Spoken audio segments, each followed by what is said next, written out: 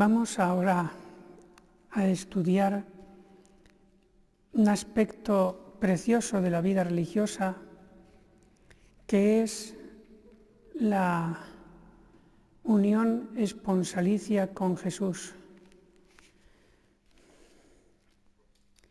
Nos dice la segunda carta del apóstol San Pablo a los Corintios, capítulo 11, versículo 2. Porque os celo con celo de Dios, pues os he desposado a un solo marido, para presentaros a Cristo como casta virgen. Esto San Pablo se lo dice a todos los cristianos bautizados. Por lo tanto, el ser esposos de Jesucristo es de todos. Pero vamos a ver que en la vida religiosa esto se cumple de una manera muy particular. Dice San Bernardo: todos juntos somos una sola esposa en la Iglesia, y cada alma en particular es esposa. Vamos a ver qué semejanza hay entre la vida religiosa, o más concretamente la profesión religiosa perpetua, con el contrato del matrimonio natural. Los dos son un contrato indisoluble. El estado religioso es de institución divina y la profesión no se rompe con la muerte, sino que se eterniza. Es decir, que el estado religioso perdura más allá de la muerte, allí donde acaba el matrimonio natural. La unión de la esposa con Jesucristo es en el querer, que es mucho más fuerte que la unión carnal. Es una posesión mucho mayor.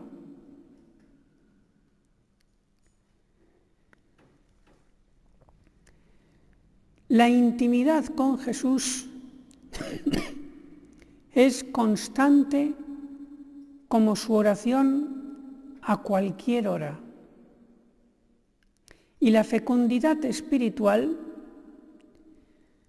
de la vida religiosa hace que todas las almas puedan ser rescatadas como hijos espirituales. Y de esto también nos enseña San Pablo en la carta a los Gálatas, capítulo 4, versículo 19.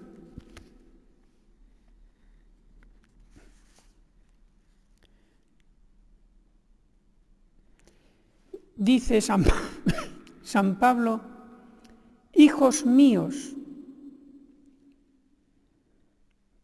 por quienes sufro de nuevo dolores de parto, hasta ver a Cristo formado en vosotros.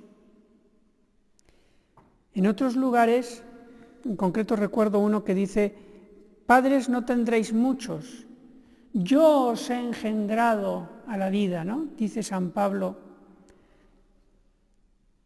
Ahí se llama San Pablo Padre, como cooperador de esa engendración de la vida espiritual que hace Dios. Y en ese sentido, en cuanto cooperador de la generación de la vida sobrenatural, pues toma el nombre de Padre. Pues bien, aquí en la carta a los Gálatas, San Pablo se llama madre, porque el padre no da a luz, es la madre. Y vuelvo a repetir este versículo: hijos míos, por quienes sufro de nuevo dolores de parto, toda esa vida de sacrificio que tenía San Pablo, esos dolores de parto, esa mortificación por las almas, hasta ver a Cristo formado en vosotros. Es decir, mis dolores unidos a los de Cristo engendran cristianos y santidad en los que ya son cristianos. Y por eso San Pablo se llama madre y padre a la vez. Pues así, esa fecundidad espiritual es de una manera especial en la vida religiosa. Engendra hijos para la gloria, rescata hijos del pecado. Y en ese sentido es madre, son madres. Así que ya tenemos que hay un contrato, la profesión religiosa perpetua, hay una intimidad que es la oración constante con Cristo y hay una fecundidad que es la salvación y santificación de las almas. Por eso son esposas de Cristo.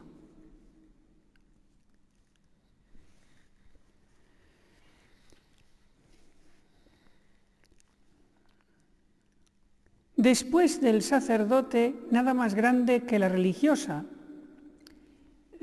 Estoy leyendo un resumen, pero esto hay que entenderlo. Durante muchos años e incluso siglos se ha venido diciendo eso, que el sacerdote tiene una dignidad mayor, etcétera, etcétera. Pero después en el magisterio del Papa Francisco se ha quedado claro que la dignidad ante Dios no la da tanto el sacerdocio o no serlo, sino el bautismo que es común a todos. Y en el bautismo somos igual de dignos delante de Dios. Tenemos igualdad de dignidad por el bautismo. Entonces, ¿cómo eso se compagina con lo anterior, que se decía tanto como les acabo de decir ahora, que el sacerdote tiene una dignidad mayor?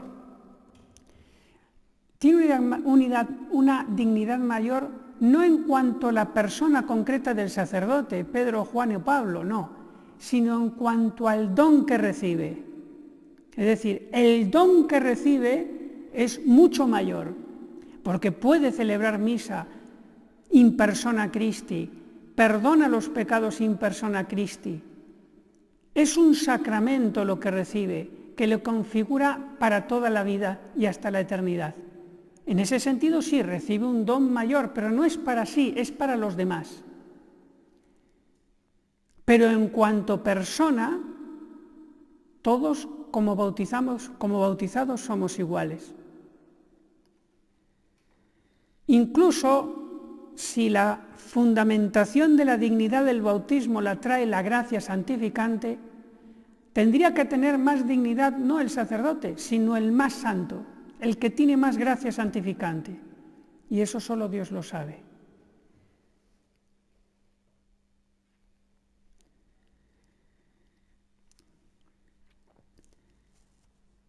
En ese orden del don recibido, después del sacerdocio, ahora lo entendemos mejor, nada más grande que la vocación religiosa, es decir, es el don grandísimo. Y la profesión religiosa es un sacramental en la Iglesia.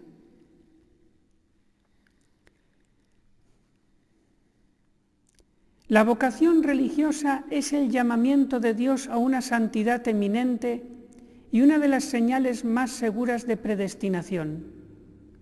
El religioso en la profesión ejercita su sacerdocio real bautismal para ofrecerse a sí mismo completamente a Dios como víctima. Por eso, ustedes son consagradas, es decir, como cálices humanos que solamente se dedican a Dios. Y en ese cáliz van todas sus vidas, que se ofrecen al Padre. es, desde el punto de vista objetivo, la mejor opción que hay en esta única vida que Dios nos da. Es verdad que también existe la vocación matrimonial, y para el que es llamado al matrimonio esa es la vocación más grande para él, porque es la suya, la que le va a poner en su sitio en la Iglesia y donde se va a poder santificar más, subjetivamente hablando, porque Dios lo ha querido para el matrimonio. Pero desde el punto de vista objetivo es una predilección mayor ser elegida al estado religioso.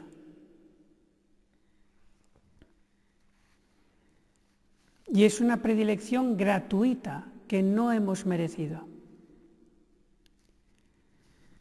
Como el que recibe 10 talentos no tenía nada, como los otros que recibieron 5 o 2 o 1. Antes de recibir no tenían nada. Fue un don gratuito. Vamos a ver ahora qué clases o en qué sentido se puede tomar el ser esposas de Cristo. Primero, de una manera global, la Iglesia entera es esposa de Cristo, y esto está revelado por las cartas de San Pablo que hablan del cuerpo místico de Cristo como esposa de la Iglesia, como esposa de Jesús. También hemos visto en San Pablo que cada alma es esposa de Cristo. 2 Corintios capítulo 11, versículo 2.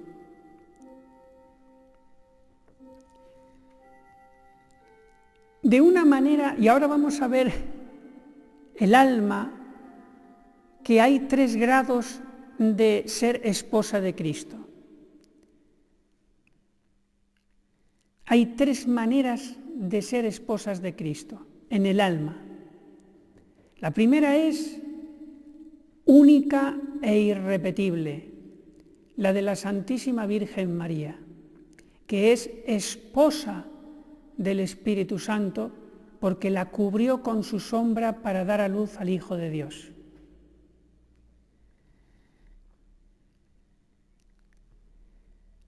La segunda forma de ser esposa en un alma particular es la religiosa que ha hecho sus votos perpetuos. Antes de hacer los votos se podría llamar novia, pero al hacer sus votos perpetuos ya es como ese contrato matrimonial religioso para toda la vida. ¿Y qué es lo específico de ese estado de esposa de Cristo que la diferencia de las demás personas, incluso bautizadas de este mundo? Que ha optado por tener hacia Cristo un corazón indiviso, que lo trae también el apóstol San Pablo.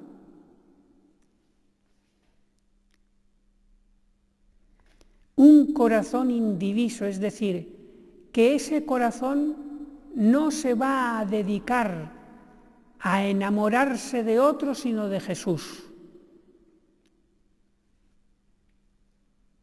Puede amar a los demás, y mucho, pero será un amor de amistad, no de enamoramiento de esposos. Eso se reserva solamente a Jesús.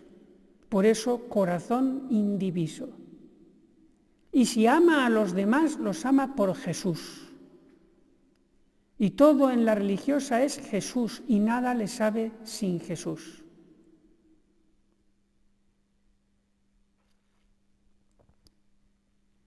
En ese sentido, ese alma que nos dice la revelación que es esposa de Cristo es de una manera especialísima, porque más se parece al matrimonio natural con Cristo. Que el matrimonio natural saben que es enamorarse y dedicar el corazón de una manera esponsalicia a un cónyuge, no a 4, a 1. Pues eso se parece mucho más, esa exclusividad del matrimonio encaja mucho más en la religiosa que en la vida seglar, donde sí que se admite lícitamente la división de amar a un hombre o a una mujer con enamoramiento y a la vez a Jesucristo. Pero ya ven, ya son dos, hay división. Son dos que reciben un amor exclusivo, ya no es tan exclusivo.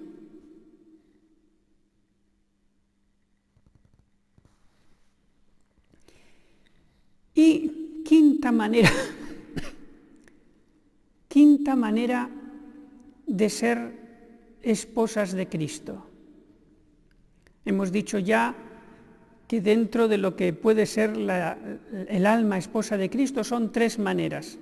La Virgen María de una manera eminente y por excelencia, la religiosa por esa exclusividad con Jesús. ¿Y cuál es la tercera? Que se puede referir a un alma concreta. El matrimonio místico. ¿Y en qué se funda ese matrimonio tan especial con Cristo, el ser esposa de Cristo en los místicos? No tanto en la exclusividad, porque también un seglar o una seglar pueden llegar al matrimonio espiritual con Cristo, transformante, de la séptima morada de Santa Teresa, que ahí es donde lo explica, en la séptima morada. También un seglar puede llegar a ese estado de gracia, de santidad eminente y total en este mundo. Entonces, ¿qué es lo propio de la esposa mística? Su unión máxima con Jesús.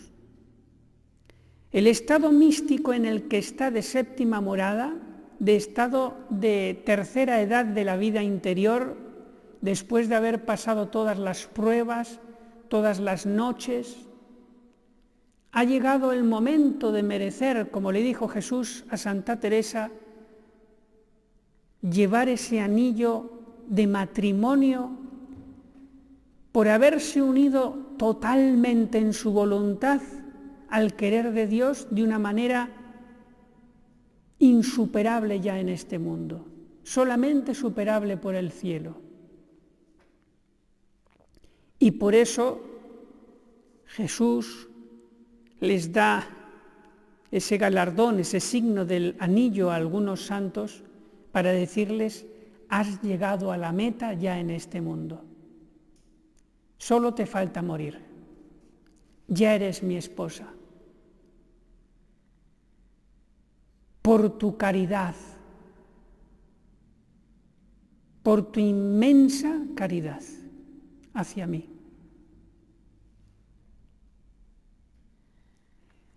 Que por supuesto esto lo tuvo la Virgen María más que nadie. Así que estas tres maneras de ser esposas de Cristo que puede tener un alma particular, siempre son en el orden de la gracia.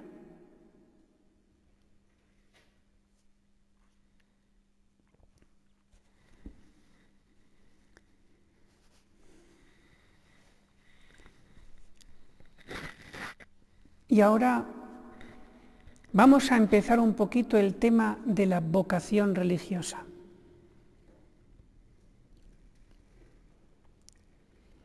El estado religioso es para almas seleccionadas por Dios, no para cualquiera. La vocación tiene dos llamamientos.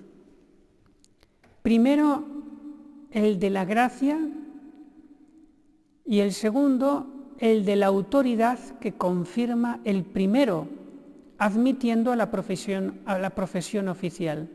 Entonces son dos llamamientos. el de Dios directamente al alma, a través de la gracia, me siento llamado. Por eso voy y toco la puerta del convento. Me siento llamado. Eso es algo directo de Dios. No me lo puede dar nadie más que Él.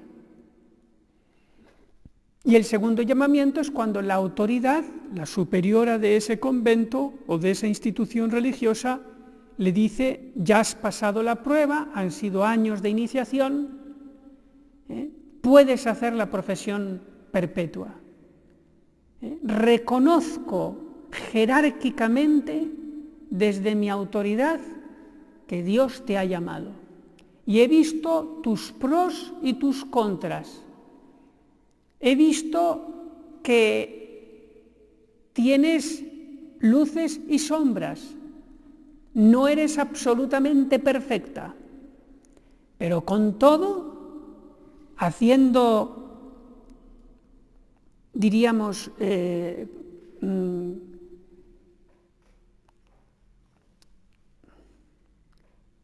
comparación de una cosa y otra, veo que sí que estás llamada. Y ya el curso de los años, pues te perfeccionará más. Esos son los dos llamamientos.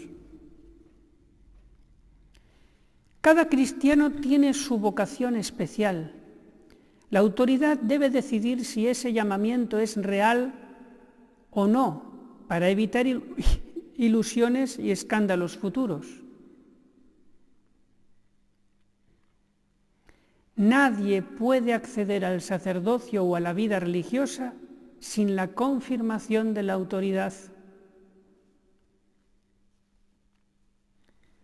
A veces me han preguntado,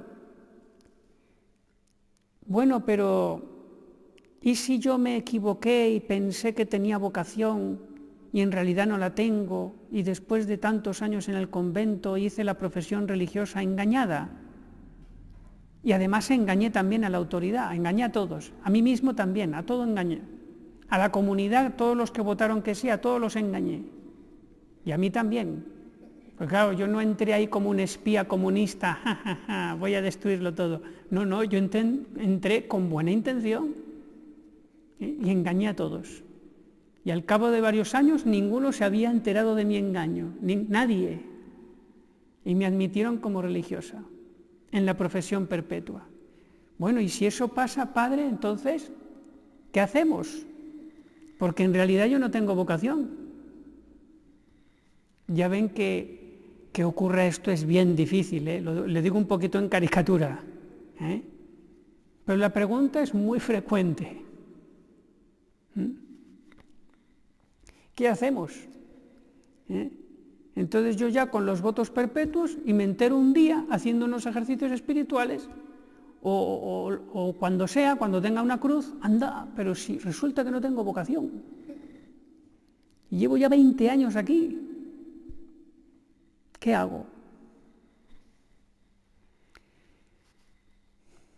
Si la autoridad se equivoca al negar la admisión de esa candidata a la vida religiosa, si la autoridad se equivoca y le dice no, vete del convento, tú no eres apta, la providencia sabrá conseguir su llamamiento de otra manera si la persona llamada es fiel. Bueno, ¿no me admiten en este convento? Pues probaré en otro. La providencia divina le ayudará. Es el caso de San Gerardo Mayela, que hace poquito escuché su vida, impresionante, todos los milagros que hacía, impresionante. Pues San Gerardo Mayela, jovencito, que era así de complexión delgada, que parecía enfermo, pero no lo estaba tanto, tocó las puertas de una orden religiosa muy austera que eran los capuchinos. Y cuando lo vieron ahí enclenque y flaquito, dijeron, no, tú no eres para nuestra vida de tanta penitencia, no vas a aguantar 4 días. Y no lo aceptaron. Lo que se perdieron era San Gerardo Mayela, ni más ni menos. Y dijeron, no, fuera. ¿Tenía vocación San Gerardo Mayela para los capuchinos? Claro que sí, pero no supieron verlo los superiores. La providencia divina, como San Gerardo Mayela era fiel, lo guió a otra asociación que eran los redentoristas, y ahí a duras penas lo aceptaron. A duras penas. Bueno, venga, ven, pero esto es muy duro, ten cuidado, hay que ver, venga, entra, venga, hay que ver. Esta gente no sabe dónde meterse. Y claro, tuvieron un santo más, y era la época de San Alfonso María de Ligorio. Es un caso concreto. Si la autoridad se equivoca al admitir, por ejemplo, dice, venga, te vamos a dar la profesión religiosa, y resulta que Dios no se la dio, después de tantos años ha estado engañando a todo el mundo. Si la autoridad se equivoca al admitir, la providencia dará las gracias para el que el no llamado, a partir de la profesión religiosa, lo sea y pueda cumplir sus deberes, siempre suponiendo que el candidato haya buena intención, que eso siempre se supone. Por lo tanto, si no tuve vocación y pasé todos los controles y nadie se enteró, cuando haga la profesión religiosa, Dios me da la vocación. ¿Por qué? Porque le dijo a Pedro Jesucristo, lo que tú ates en la tierra será atado en el cielo. La superiora, en nombre de la Iglesia, ni más ni menos, en nombre de la Iglesia cuya cabeza es Cristo, admite a un alma a la profesión perpetua, y Jesucristo dice, lo acepto. No la elegí antes, pero ahora lo acepto. Lo que tú atas, yo lo ato también. ¿Me van a permitir un minutito? Es lo mismo que el matrimonio. Mira, no era voluntad de Dios que te casases con este hombre, o que te casases, pero en el momento que te casas, casado te quedas. Voluntad de Dios. Y así Dios se compromete en todo. Imagínense incluso en lo natural, un adulterio, en donde no tendría que nacer un niño porque fue una relación pecaminosa. Y Dios se comprometió que cuando hay una relación y se cumplen las leyes naturales, cuando se produce la fecundación, ahí manda el alma. Aunque sea una relación pecaminosa, me comprometo, mando el alma. Creo el alma y la uno a ese cuerpecito. Aunque yo sepa que después lo van a abortar.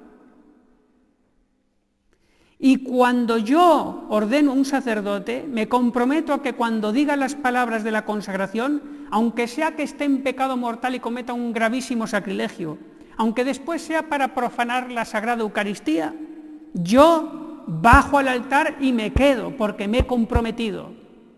Soy un Dios de compromiso, para que nadie dude de que mis palabras siempre se cumplen. La hermana hace la profesión religiosa, y aunque yo no la llamé, me comprometo con la Iglesia, ahí se la doy, hasta la muerte. Y le daré las gracias para que aguante, si tuvo buena intención. Claro, si entra como un comunista infiltrado, no, evidente. Nada más, queridas hermanas.